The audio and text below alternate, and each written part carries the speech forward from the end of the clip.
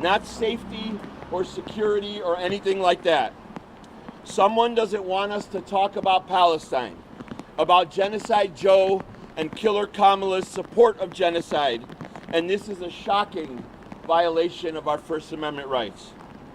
You all know that our attorney Chris Williams is a bit under the weather, but he filed an emergency injunction last night to stop the city from imposing these restrictions, and will make arguments at a motion hearing today at 1:30. Originally, it was supposed to be on the phone. I was going to give you the phone number and the access code, but the judge just this morning moved it to an in-person. So it'll be at Dirksen at 1:30 in person.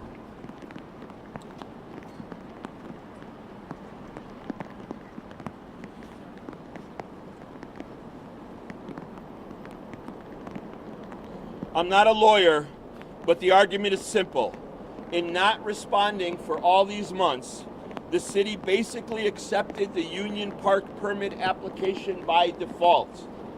To claim otherwise violates our due process rights because we have no opportunity for a hearing like we did for subsequent denials.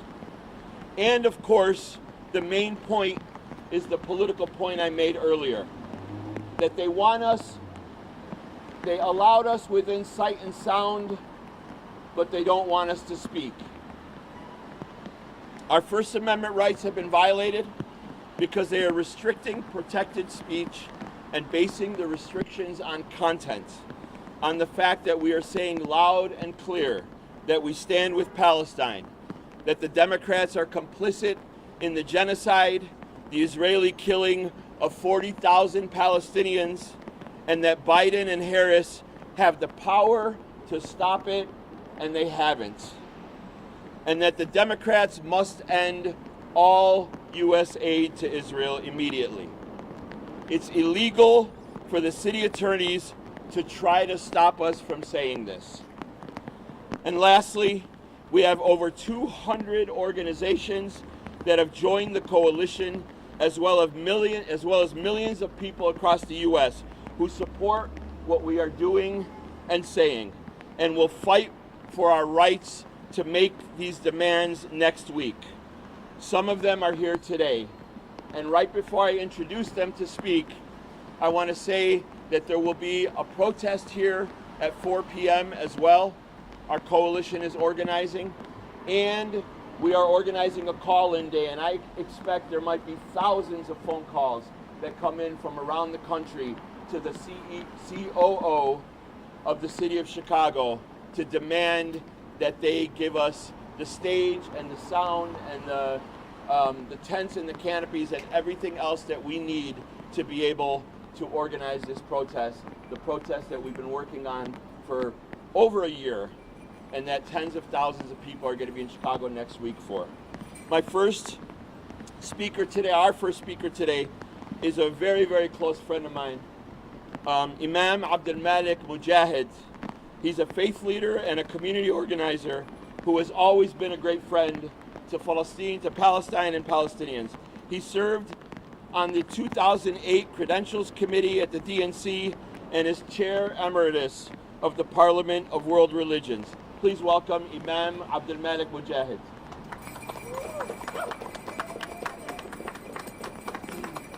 Thank you, Hatim. I'm an Imam here, Malik Mujahid, M-A-L-I-K, Mujahid, M-U-J-A-H-I-D. Chicago is a great city, and the whole world is going to be in Chicago. Media from around the world is going to be here. What is going to happen in Chicago will be known to the rest of the world. We like to remain a welcoming city. It is a very wrong idea to eliminate poor people, homeless people from our streets. And it's absolutely unconstitutional that you allow free speech and you take away free speech. How can I speak to 100,000 people who are expected to be here? These people are part of America. They're part of the American dream. These are the people who will take America forward. We are being told we're not going to go back. I would like to repeat that. Freedom of speech cannot be taken back. Freedom of speech can only go forward. Chicago is a compassionate city. It's signed that we are a compassionate city when I was chair of the Parliament of the World Religions. We need to remain compassionate city. Poor people are part of Chicago. Homeless, they are our people. They are left and right of us. We need to true to them. And when the world is coming and the world is watching how we hold up to our ideals, ideals of freedom of speech, not just those people who will have 5 or 10 badges to enter this place or that place, but people of the city, people of America who like to speak up when nobody is speaking up against genocide, against apartheid, and against occupation. What is the most honorable thing to do? Ms. Harris, Vice President, agrees for ceasefire. But where is the ceasefire? This is all we wanted to ask. We want to stand against genocide, stand against apartheid, and stand against occupation. And what is the most honorable thing a Chicagoan can do to stand against genocide, to stand against apartheid, and stand against occupation? And that's all we are looking for. Allow us to speak. Remain welcoming city. Remain a passionate city, compassionate city. Thank you. Thank you, Abdul Malik. Abdul Malik. Thank you, sir. Thank you, Abdul Malik. We have very, very important friends and allies who work inside this building as well. People who have sacrificed a lot, like other folks from the movement, on the question of Palestine in the last 10 months. Rosanna Rodriguez Sanchez especially, and a number of her colleagues who are here today, Julia Ramirez, Byron Sichko Lopez, were in the leadership of the fight to pass a ceasefire resolution here, the largest city in the country to do so. And so I want to first introduce my good buddy, my good friend, Rosanna. Can you click that? Or just hold it. Hello everybody, my name is Rosanna Rodriguez Sanchez. I am the Alderwoman of the 33rd Ward and the chair of the Committee on Health and Human Relations. I am here today because I think it's imperative that people can exercise their freedom of speech rights, that they have a legitimate concern about being able to say what needs to be said about U.S. imperialism and the funding of genocide. I wanna say something that I've been thinking about a lot in the last few days. I've been moved so much by the actions of people in movement, by organizers who have been doing everything that they can so that the march on the DNC is safe, so that people are protected. People have been organizing themselves to have street medics on the streets, and to make sure that there's enough marshals, and to make sure that people train on de-escalation of conflict, de-escalation with police. People have been doing so much work to ensure that from the movement side, we can keep everybody safe. And now we need the city to do that. But we are not getting that from the city. And it is a shame. So today we're standing here because we need for the city to give us what we need. We need porta potties, we need a stage, we need a reliable sound system, and we need space for the tens of thousands of people that are going to come to Chicago and that are going to be marching on the DNC to oppose genocide. I'm gonna say this in Spanish really quick. Mi nombre es Rosanna Rodríguez, soy la concejal del Distrito 33. Estoy aquí en apoyo a la coalición para la marcha en la Convención Nacional Demócrata. En los últimos meses hemos estado viendo muchísimos organizadores que han estado haciendo lo imposible para asegurarse de que tenemos una marcha donde la gente está protegida. La gente ha estado tomando talleres para mediar conflictos con la policía, unidades de gente que puede ayudar con emergencias médicas durante la marcha, coordinación para que la gente sepa dónde tiene que ir. Todas esas cosas el movimiento lo ha estado haciendo para asegurarse de que la gente esté protegida y que haya seguridad. Ahora necesitamos que la ciudad haga su parte, porque la gente tiene derecho a manifestarse, la gente tiene derecho a marchar en contra del genocidio que está ocurriendo en Palestina y que es financiado por los Estados Unidos. La gente tiene derecho a alzar sus voces y la ciudad de Chicago tiene que garantizar ese derecho. Y la manera en que lo garantiza es ofreciendo espacio y asegurándose de que las condiciones en el parque sean adecuadas para poder hacer esto. Así que vamos a seguir abogando por esto y vamos a estar en solidaridad con el pueblo palestino en la marcha, en la Convención Demócrata. Gracias. And now I'm going to pass the mic to my beloved colleague, Julia Ramirez. Hello everyone, good morning. I am so grateful to be here standing in front of this great group of organizers. Before I became alderman, it was spaces like these, it was organizers like these that gave me a home, that gave me a space where I felt deeply frustrated. And I think regardless whether you're a Republican, a Democrat, whatever candidate is up as a nominee, people are deeply frustrated. There is a lot on the line and people need space to talk about it. When you're at protests, there's beauty in it. There is community in it. There's amazing messaging. People find spaces in homes, long-standing homes, like the people that stand behind me. And the city is taking away the beauty of the protest, the beauty of community, the beauty of having a program, of having great leaders organize us.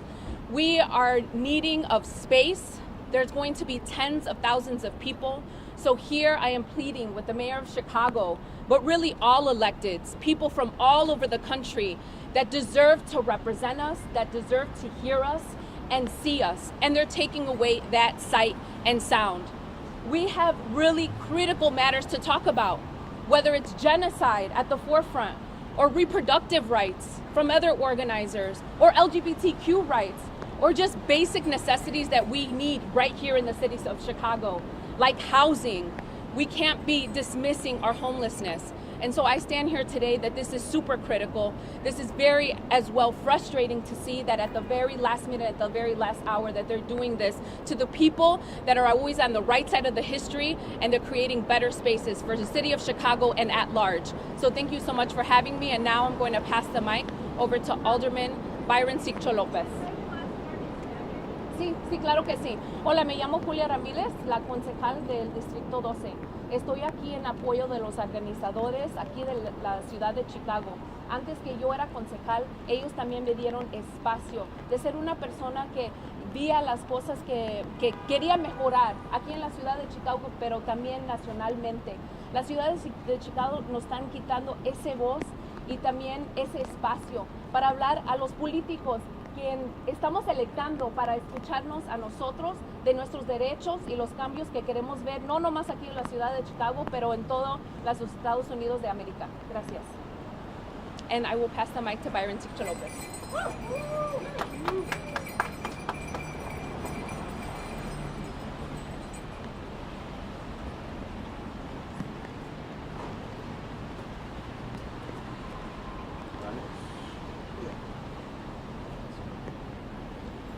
Good morning, buenos dias.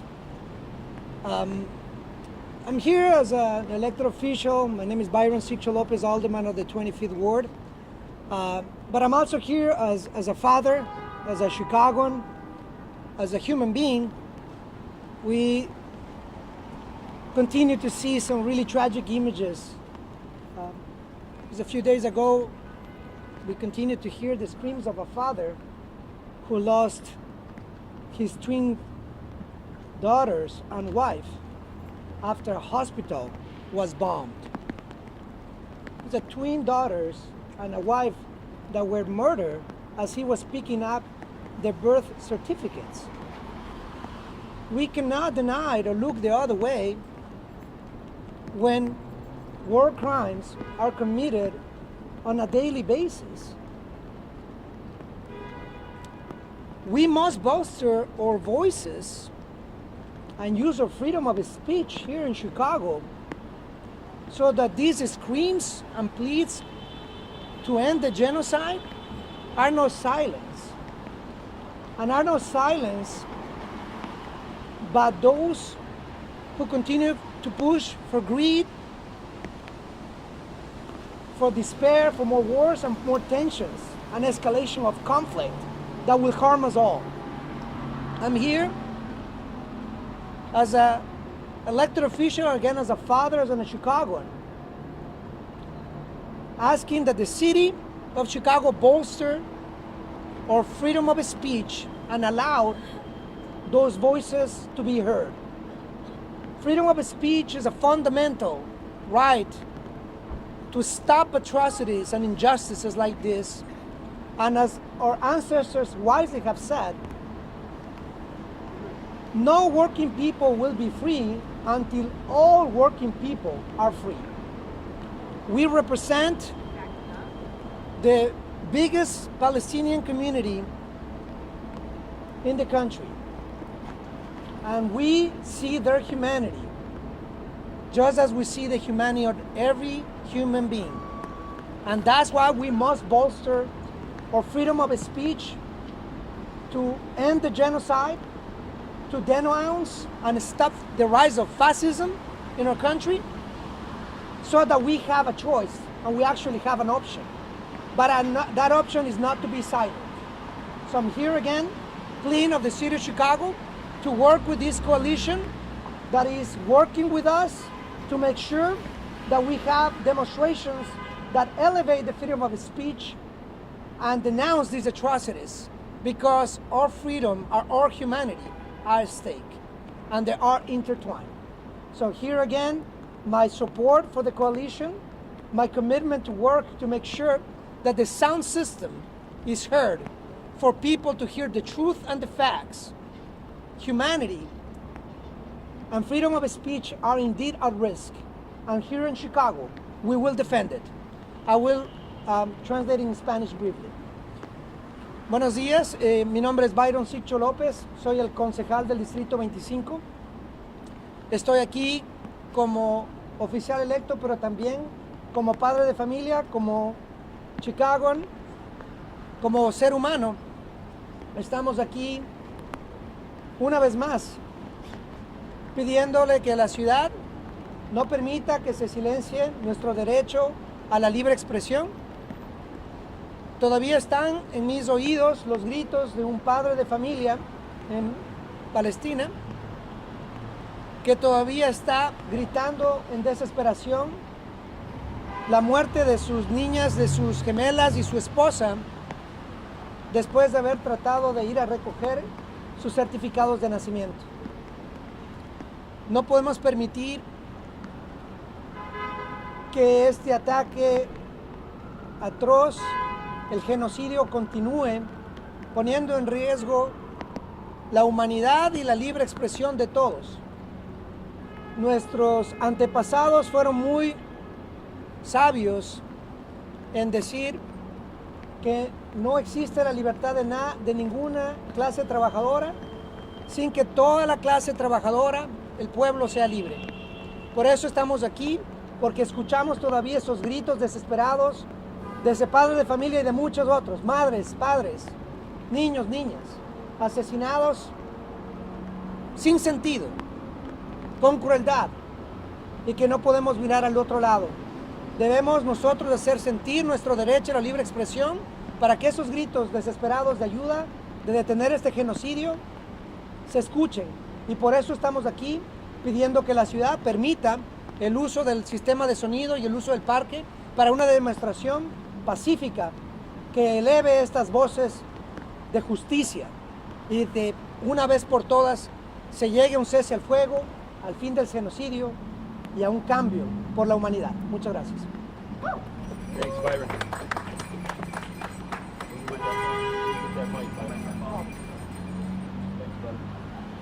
Thank you, Byron, and Julia and Rosanna are wonderful alder people who not only have fought for Palestine over the past 10 months and over many, many years, but fight for all of the important issues that we care about. And it's important to say that, of course, Palestine is at the center. Of course, genocide is at the center of the Coalition to March on the DNC, but we're addressing all these other issues as well. Black liberation, stop police crimes, police accountability, reproductive rights, women's rights, workers' rights, the right to unionize. Those are all represented in our coalition, and they're all represented on the stage that the city is trying to keep us from being on and projecting these voices and these issues. All of those issues will be addressed because the Democratic Party has taken for granted so many people in this country, so many communities in this country, so many social justice issues in this country, and that's why we organized our coalition, and that's why we're mobilizing tens of thousands from Monday through Thursday next week. I have the honor and the privilege now to introduce Cheryl Miller. Cheryl Miller is a health justice organizer for Southside Together Organizing for Power. Cheryl.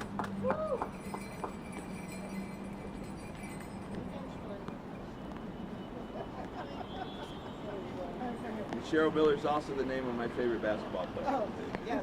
And I want you to know I am that Cheryl Miller, but I got this genetic disease. I got short and fat, and the family hired an imposter.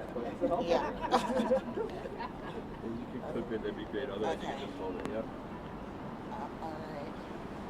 So while I'm clipping this, my name is spelled like that, Cheryl. Anybody help you? Yes, thank you. I got it. Okay. So my name is Cheryl Miller, CHERYL MILLER, and I am the health justice organizer for STOP, Southside Together Organizing for Power. And I'm here today because I'm really grateful and have learned a lot and stand in solidarity with all of the things that everyone here has said.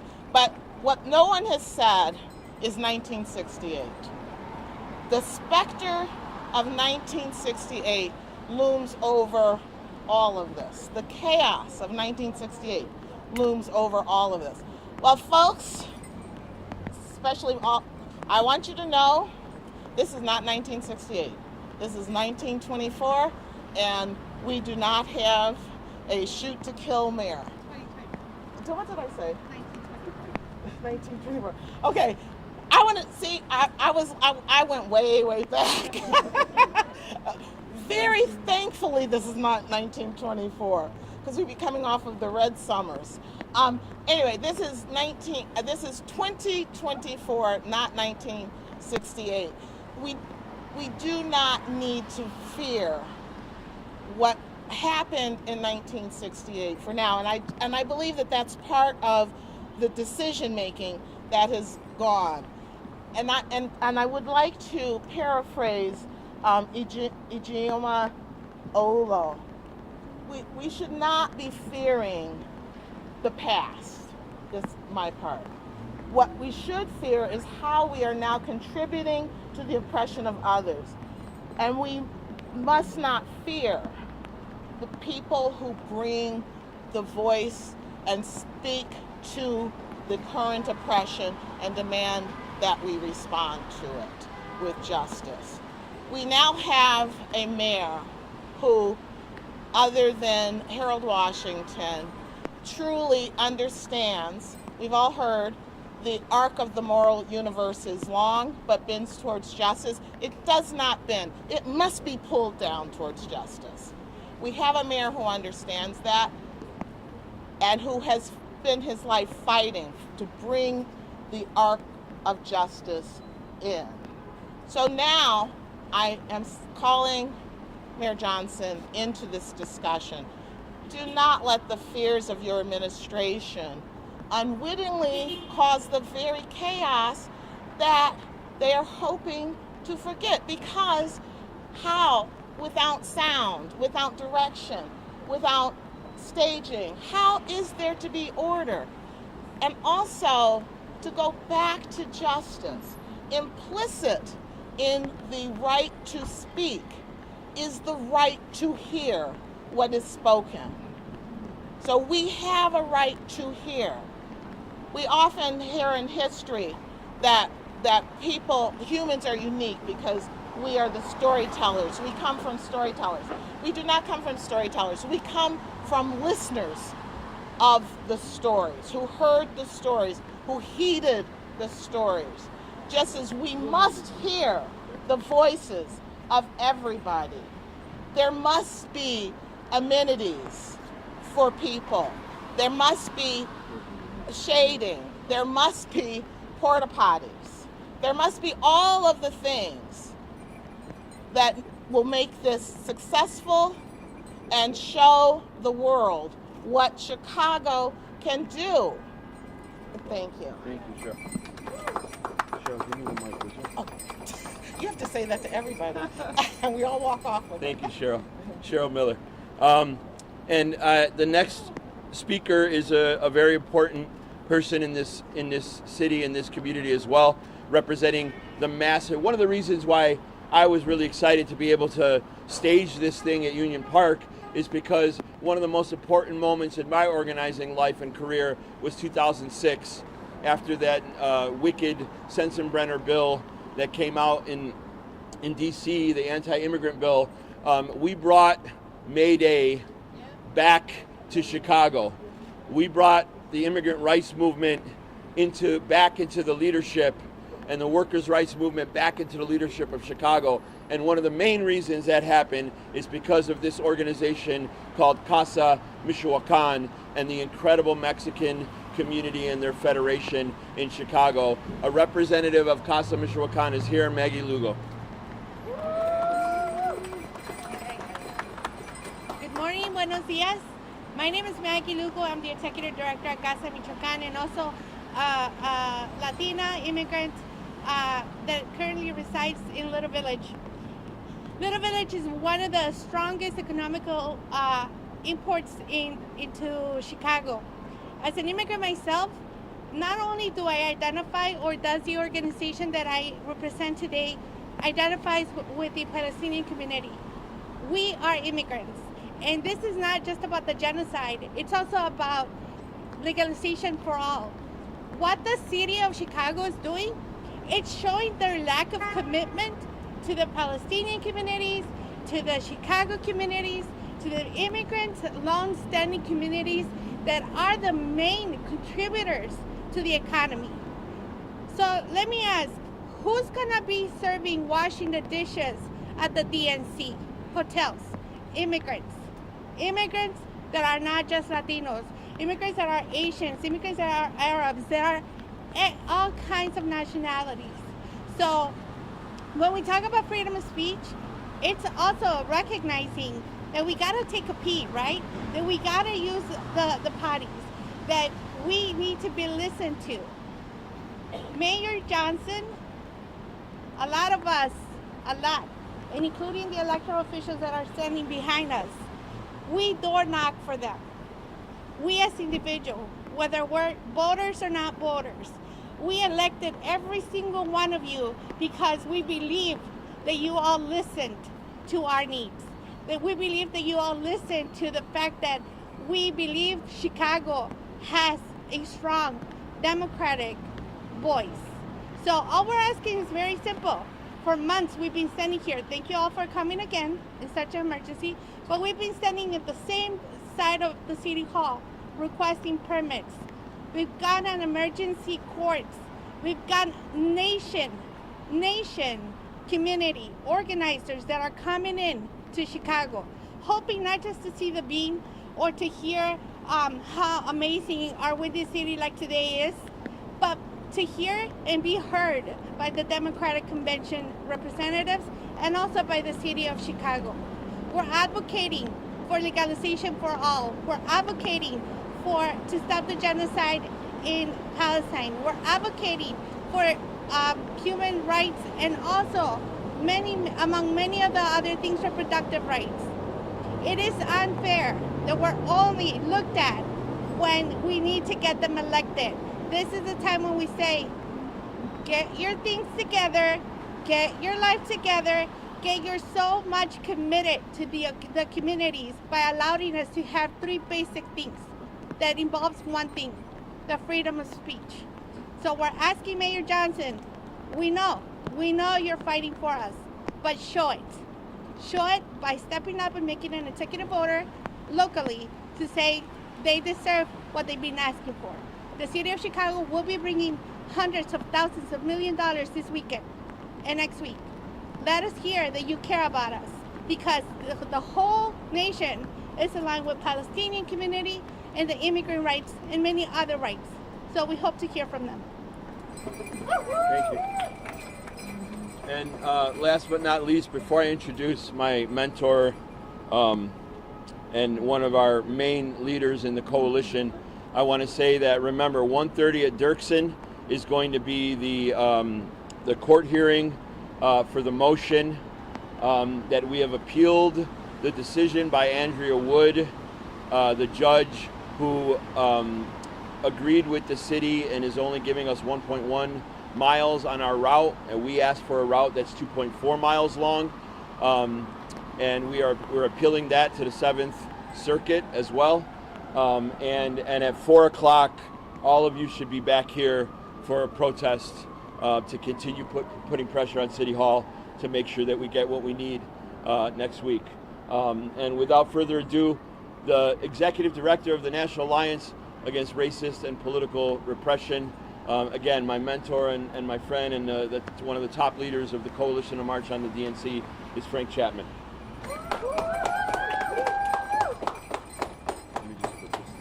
Yeah. All right, you're good. FRANK, CHAPMAN, Frank Chapman, Executive Director of the National Alliance Against Race and Political Repression. Our organization, and me personally, stand in unconditional solidarity with these protesters in this march. In fact, we are with the protesters in the march. I want to thank everybody for their statements, but I want to make a slightly different statement.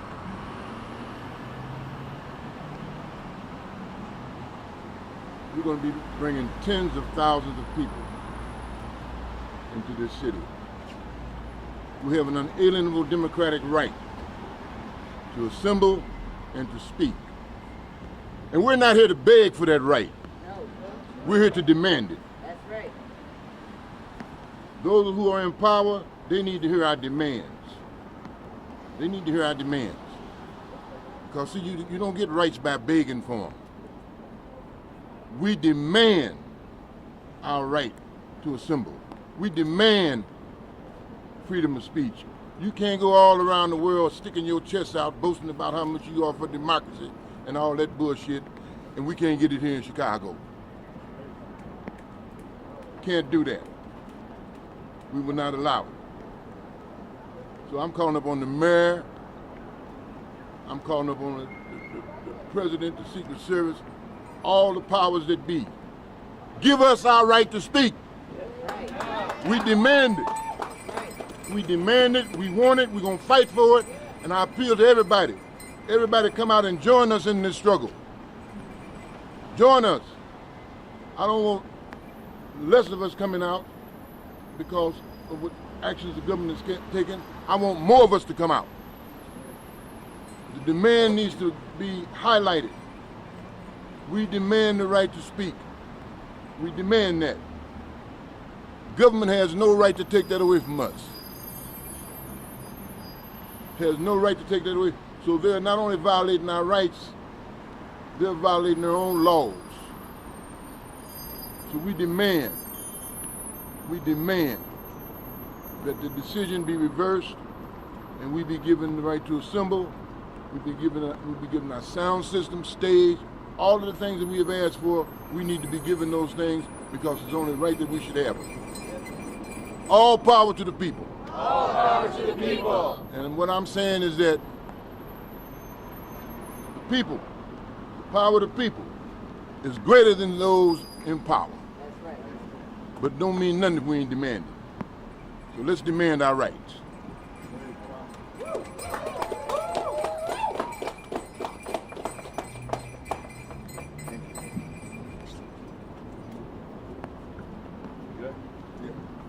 Thank you, Frank. I'll take questions now. So, it's a quick question. Some might say that you are being given the right to speak with the sight and sound of the stages and speakers set up by the city at the Park 578. So why is it necessary to also have it at The stage at 578 was an open process, right? What if none of our organizations that applied for it got a permit to speak there? What if none of the lead organizations of the Coalition to March on the DNC got permits to speak at 578? But we have a permit that was from November at Union Park. So, there's a law that says if they don't respond within 14 days, we get it by default. Why do they get to change that rule? And why do they get to violate First Amendment rights? They're not allowed to do that. We applied for 578 before the city decided that they were going to open the process to every Tom, Dick, and Harry in the city, right? We applied to it. We had first right to 578 at those times as well. So now they're saying we'll give a few of your organizations some time at 578, but we won't give you your stage at Union Park. That's rejected by us. And as Frank said, we demand that they reverse this decision because it's clearly a violation of the First Amendment. What did the city say was the justification? What did they cite for not doing They cited a ridiculous justification. They put up stages and sound and use electricity and all of that thing for dozens and dozens of concerts every single year.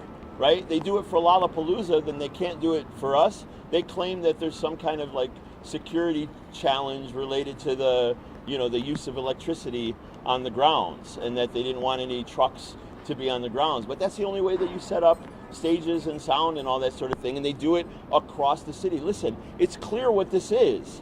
This is the protest of the DNC. This is a protest that says free, free Palestine. This is a protest that says, stop the genocide. This is a protest that says, Biden and Harris, you're responsible for 40,000 dead Palestinians. That's what they're trying to say, is that we don't want you saying that to the world, and we reject it. Any other questions? Are you able to provide any update on the appeal for the marches? Yeah, we don't have any update on that. So it's going to a different court, of course, to the circuit court. I was asked this question earlier. There's a possibility that there will be no hearing on that, and that they might rule directly. We don't know. We might know later in the day. We'll try to give you the information on our social media channels. I know you're paying attention to all the DNC, March on the DNC social media channels. We'll try to give you those updates as much as we can. What's your message to the people who encourage you to tone it down after they change the candidate, and you say that the more noise you make in Chicago, the more likely you're going to have the election to Donald Trump? Yeah, you know what?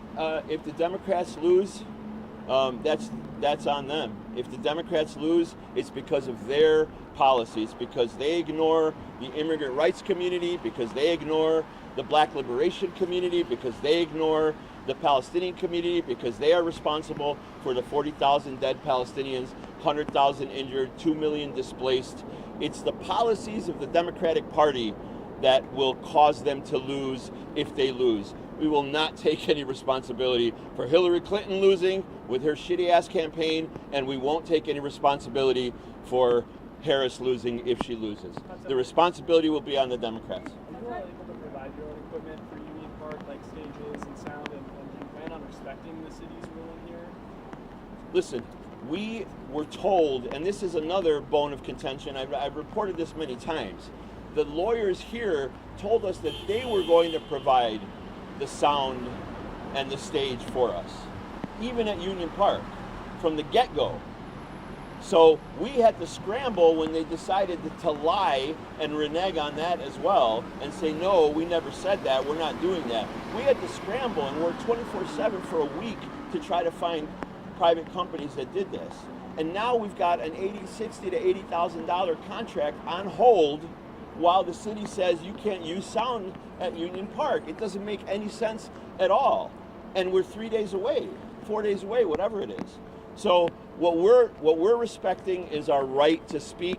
What we're respecting is the First Amendment rights of all of us to speak, and that's why we're here. We're going to continue to make the demands of the city. We're going to continue to make the demands of the city attorneys and the reactionaries who have been here since the days of Daley, who are the ones that are standing against us here because of the politics. That's what needs to be expressed as clearly as possible. This is not an issue of safety or security.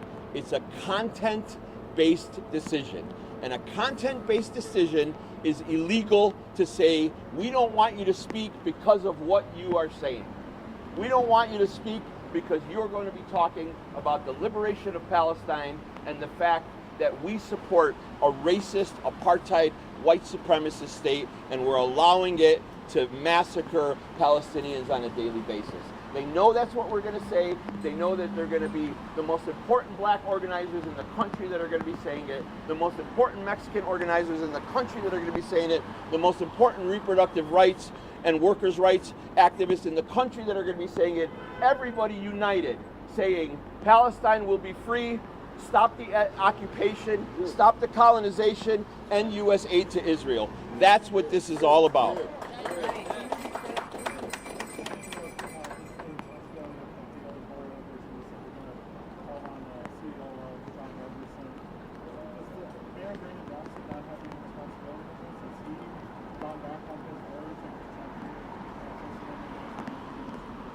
Listen, I don't think that, I think Brandon Johnson, the mayor, has been and done what he said he would do.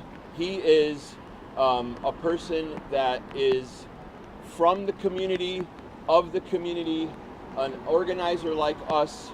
He says he respects the people's right to protest. I truly believe that. We all believe that.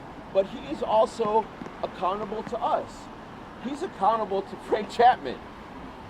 Frank Chapman is an 81-year-old legendary black liberation organizer in this country. One of the most important black liberation organizers in this country. Brandon Johnson does not become the mayor of Chicago without somebody like Frank Chapman. And so he is accountable to us. And so when Frank Chapman says that he's making demands of the mayor who comes from his nation, the black nation, and he says, I'm making demands of this mayor and of this city, then that is what I follow. I follow almost everything that Frank Chapman says. Have you guys had any conversations with the mayor's office on this call? Have they reached out? There have been a number of conversations with the mayor's office. There have been conversations between our wonderful alder people here who are representing us with the mayor's office. We believe in the two-pronged strategy. They gave us sight and sound, not out of the goodness of their hearts. They gave us sight and sound because we did great community organizing and because we sued them in federal court. And, if they're going to give us the stage because we're great community organizers and we're going to win this demand back, and because we got a great lawyer who's kicking their asses in federal court as well. With regards to the route, the protesters, you guys have said you want to do a longer 2.0 mile route as opposed to the 1.4 mile route proposed by the city. Where are you guys now about which route you're going to be trying to march, and how are you communicating that to people who are going to be there? Ours is 2.4. The city's is 1.1. I know the guys that I see all the time are sick and tired of me saying this because I've said it ad nauseum. We want a longer route because we're concerned that if it's the thousands and tens of thousands potentially that we expect, that by the time the folks in the front get back to Union Park, there's going to be thousands of people that have not even left yet. And when you make two sharp turns like they want us to on Hermitage and Maypole, not only are you going into people's communities, not only are you trampling on their lawns and on their flower beds, you also could end up in a logjam. You could end up in a bottleneck where people are going to be stopped for 10, 15, 20, 30 minutes at a time. And when that happens, a protester, me, if I wasn't an organizer, I'm standing there for 30 minutes after standing and listening to a program for an hour and a half, I'm going to be like, where can I go? How do I get out of this? And I see an open street on Washington Boulevard, and I'm going to try to hit Washington Boulevard. And then what happens? We ask the police, what's going to happen in that situation? Repeatedly we asked them, and then finally they answered, yes, they're subject to arrest. So why do we want to put our protesters, our organizers, and our coalition in that predicament? Why should we? The ball's in the city's court. It's super, super simple. You could give us a little bit longer of a route to make this accommodating to everybody, and obviously you give us our damn stage and sound so we could do our protest. This is, the world is watching. Alderman said it earlier, the world is watching this. The world is watching this because of the genocide. The world is watching this because of Biden and Harris, and I'm sure that the city and everybody else, the powers that be, do not want, a disorganization at Union Park. We are professionals at this. We've been organizing every single RNC and DNC and the NATO protest in 2012 in Chicago since 2008. These are the organizations represented here.